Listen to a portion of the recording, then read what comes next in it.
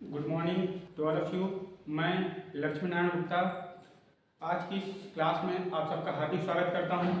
आज मैं BCom first year, BA, BSc इन लोगों के लिए जो एनईपी 2024 में जो पैटर्न है उसके हिसाब से पूछे जाने वाले प्रश्नों का एक संग्रह लेके आया हूँ। जो सब्जेक्ट है बिजनेस लॉ, व्यापारिक संनियम। यहाँ से एक बड़ा क्वेश्चन और एक छोटा क्वेश्चन, दोनों क्वेश्चन बनेंगे। बड़ा क्वेश्चन आपका 10 नंबर का, छोटा क्वेश्चन आपका 4 नंबर वाला, ये यहाँ से बन जाएंगे। मैंने इसको जो है रिफाइन करके छोटा छोटा क्वेश्चन ना बना करके एक बड़ा क्वेश्चन का एक संग्रह बनाया है। अगर ये यूनिट वाइज अगर इसको अच्छे से पढ़ते हैं तो आपका पेपर बहुत अच्छा हो जाएगा। जैसा कि आप सभी जानते हैं कि पेपर अगले महीने जनवरी में प्रस्तावित है और लोगों के मन में ये शंका है कि क्वेश्चन किस प्रकार आएगा, कैसा क्वेश्चन आएगा, क्योंकि जो फर्स्ट ईयर के बच्चे होते हैं उनको उनके लिए नया सब्जेक्ट होता है। चूँकि लॉ है, लिखने में थोड़ा सा अटपटा लगता है क्योंकि उसको उसके भाषा में लिखना होता है। तो क्या पढ़ के जाएं, कैसे पढ़ के जाएं, ये सब जो तमाम क्वेश्चन हैं उसका जवाब आपको इस वीडियो में आपको मिल जाएंगे। मैंने यूनिट वाइज समराइज करके क्वेश्चन का पैटर्न जो होने वाला पूछा जा सकता है वैसा क्वेश्चन बनाया है। आप इसको देखिए, है ना। चूँकि हमारे पास हिंदी मीडियम के छात्र बहुत ज़्यादा मात्रा में हैं, इंग्लिश मीडियम के छात्रों के लिए जो है मैंने अलग से वीडियो नहीं बनाया है। इसी में मैं हिंदी का जो है इंग्लिश में ट्रांसलेशन करता जाऊँगा। आप सभी छात्र जो अंग्रेजी माध्यम वाले हों उसको सुनिए और नोट्स करके उसको देखते रहिए, ठीक है। चलिए शुरुआत करते हैं। पहला क्वेश्चन, तो यूनिट 1 का पहला क्वेश्चन है, प्रतिफल के अभाव में समस्त ठहराव व्यर्थ होते हैं। प्रतिफल के अभाव में समस्त ठहराव व्यर्थ होते हैं। इस जो कथन है उसका हमको व्याख्या करना है। इस कथन को, इस नियम को समझाते हुए अपवादों सहित स्वाधारण व्याख्या करिए। इसमें अंग्रेजी में जो है प्रतिफल का अभाव में समस्त ठहराव व्यर्थ होते हैं, इस नियम को समझाते हुए अपवादों का स्वाधारण व्याख्या कीजिए। Agreement without consideration is wide, इसको आपको पढ़ना है। दूसरा, सभी अनुबंध ठहराव होते हैं किंतु सभी ठहराव अनुबंध नहीं होते, इस कथन की व्याख्या करना है। All agreement are contract but all contract are not agreement. ये जो आपका प्रश्न है ये यूनिट 1 के अंतर्गत आएंगे। यूनिट 2 में तीसरा जो क्वेश्चन है, महत्वपूर्ण क्वेश्चन, वो है स्वतंत्र सहमति से आप क्या समझते हैं। स्वतंत्र सहमति कब आवश्यक होती है, स्वतंत्र सहमति कब स्वतंत्र नहीं होती है, इसकी महत्व की विवेचना कीजिए।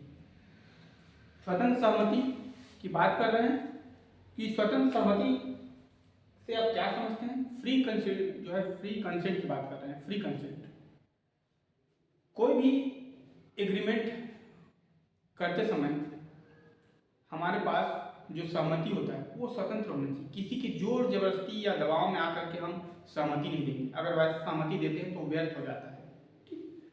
तो ये हमारा पहला यूनिट का क्वेश्चन है। 3 क्वेश्चन, इस 3 क्वेश्चन को आराम से आप तैयारी करिए। इस 3 क्वेश्चन में एक बड़ा क्वेश्चन और एक छोटा क्वेश्चन आपको मिल जाएगा। दूसरा जो यूनिट है, एजेंसी की परिभाषा दीजिए।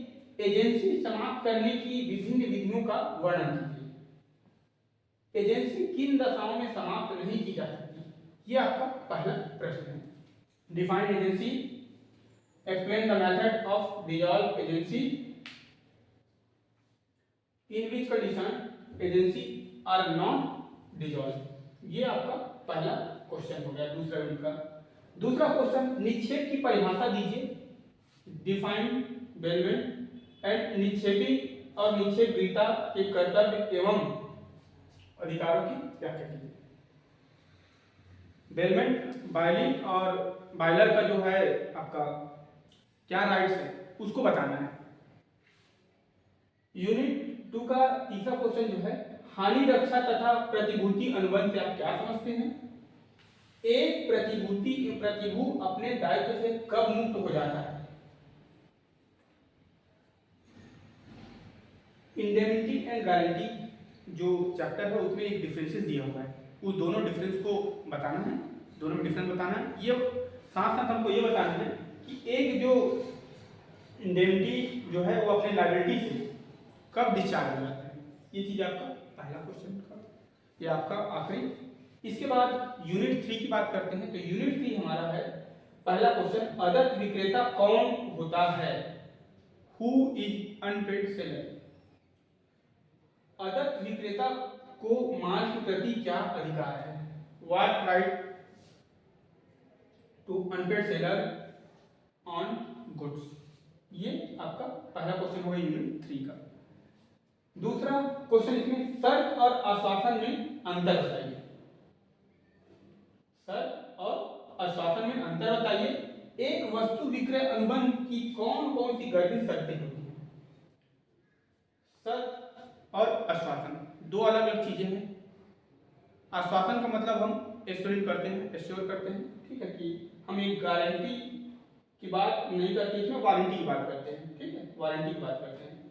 इसके बाद यूनिट 3 का जो क्वेश्चन है, उपभोक्ता संरक्षण अधिनियम 2019 पर एक लेख लिखना है। यानी कि ये जो चैप्टर है ये पूरा पहले कंज्यूमर प्रोटेक्शन एक्ट 1986 था, उसको बदल करके 2019 कर दिया गया है। तो उसके जो प्रावधान है उसके बारे में आपको बताना है। यूनिट 4 जो क्वेश्चन बनने हैं, यूनिट 4 में चेक के रेखांकन की परिभाषा दीजिए। विभिन्न प्रकार के रेखांकन को उदाहरण सहित समझाइए। चेक का रेखांकन, crossing of cheque, define crossing of cheque, explain various method of crossing of cheque. Unit 4 विनिमय साध्य लेखपत्र की परिभाषा दीजिए तथा विनिमय साध्य लेखपत्र की वैधानिक मान्यताओं की विवेचना कीजिए। विनिमय साध्य लेखपत्र, इसको बताना है। इसके बाद जो चौथा यूनिट का आखिरी क्वेश्चन है, धारक तथा यथाविधि धारक में अंतर स्पष्ट कीजिए। विनिमय साध्य विलेख अधिनियम के अधीन यथाविधि धारक के विशेष अधिकारों का व्याख्या कीजिए। Holder and holder in due course, इन दोनों के बीच क्या करना है, अपने को डिफरेंस बताना है।